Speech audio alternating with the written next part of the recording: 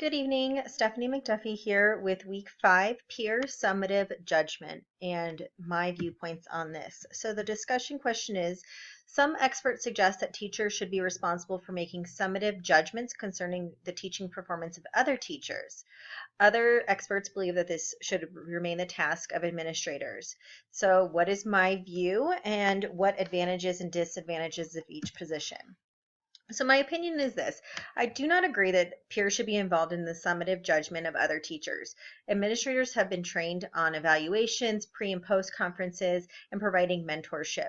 When a person is in a leadership role, they have to take their personal feelings out of the equation to give an objective evaluation.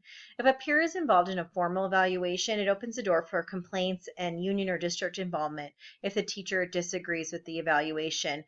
This could be due to maybe some disagreements on teaching curriculum, how things are done in a classroom, or how specific students are treated. So I think it just opens up too big of a door for disagreements and union and district involvement in teacher evaluations if there is something that is not agreed upon.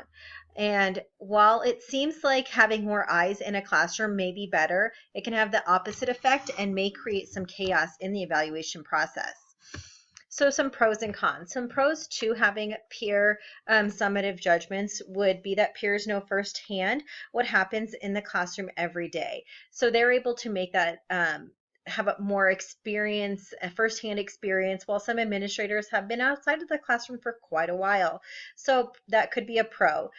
Peers can also give effective, critical, and constructive feedback.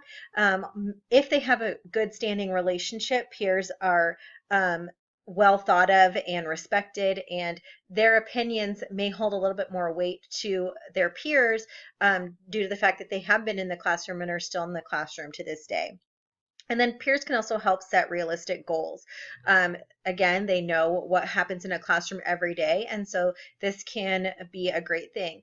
Some cons to having peers being in that judgment role are close relationships between peers. There might not be a fair evaluation if it's in on-site peer-to-peer evaluation.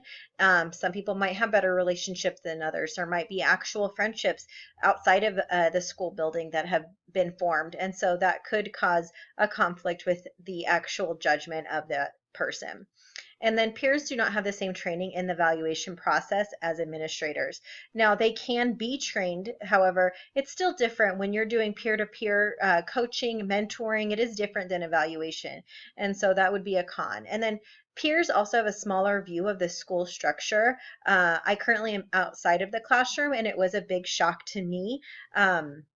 Being outside the classroom and being not in that insular capacity. I now have a more worldly view of the school and the structures that run. And there are so many like minutia things that happen on a day-to-day basis that teachers that are just in their classroom every day don't understand. So that is my post for week 5. Thank you very much.